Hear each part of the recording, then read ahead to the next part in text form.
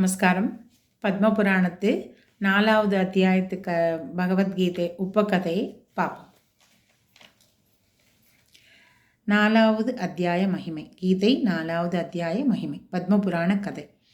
கங்கை கரையில் உள்ள காசிப்பட்டினத்தில் பகவான் ஸ்ரீ விஸ்வேஸ்வரனின் ஆலயம் இருக்கிறது. அந்த ஆலயத்தில் பரதன் என்றொரு மகான் தினந்தோறும் கீதையின் 4வது அத்தியாயத்தை பக்தியுடன் பாராயணம் செய்து வந்தார். ஒரு சமயம் அந்த பெரியவர் அந்நகரத்தில் உள்ள கோயில்களில் உள்ள மூர்த்திகளை தரிசனம் செய்ய புறப்பட்டார். வழியில் 2 இலந்தை மரங்கள் இருந்தன. அவைகளின் அடியில் களைப்பார படுத்தார். அருகருகே உள்ள அந்த மரங்களில் ஒரு மரத்தின் தலையை ஊன்றி மற்றொன்றின் மீது காலை ஊன்றி கொண்டு படுத்தார். மறுநாள் அவ்விடத்திலிருந்து சென்று விட்டார். 5-6 தினங்களில் அவ்விரு இலந்தை மரங்களுடைய இலைகளும் உதிர்ந்து உலர்ந்து போயின.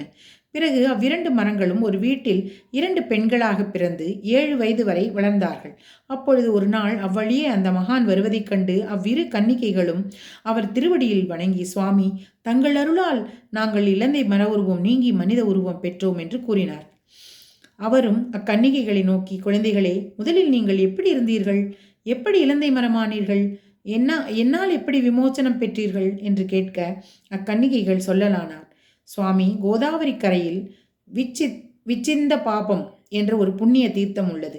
அந்த தீர்த்தத்தில் சத்ய தபஸ் என்ற பெயருள்ள ஒருவர் கடினமாக தவம் புரிந்து வந்தார். அவருடைய தபோபலம் விருத்தி அடைந்ததால் தன் பதவிக்கு ஏதாவது ஆபத்து வருமோ என்ற பயத்தால் தேவேந்திரன் அவருடைய தவத்திற்கு பல இடர்களை ஏற்படுத்தினான். நாங்கள் அப்சரஸ் பெண்கள். எங்கள் இருவரையும் அவருடைய தவத்தை கலைத்து விடுவதற்காக ஏவினான். நாங்கள் எங்கள் உடலழகாலும் குரலழகாலும் அவரை மயங்கச் செய்ய முயற்சி செய்தோம். ஆனால் எதற்கும் மனம் சலியாமல் அந்த முனிவர் சினந்து, நீங்கள் கங்கை கரையில் இலந்தை மரங்களாக கடவீர்கள் என்று சபித்தார். நாங்கள் அவர் திருவடிகளில் பணிந்து நாங்கள் பிறருக்கு அடிமை என்றும் மன்னித்தருள வேண்டும் என்று முறையிட்டோம். அவர் கருணையுடன், பரதன் என்பவன் ஒருவன் உங்கள் அருகில் வந்து பகவத்கீதை 4வது அத்தியாயத்தை படிப்பான்.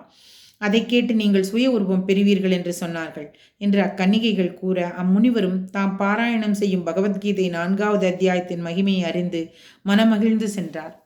கிருஷ்ணார்ப்பணமஸ்து.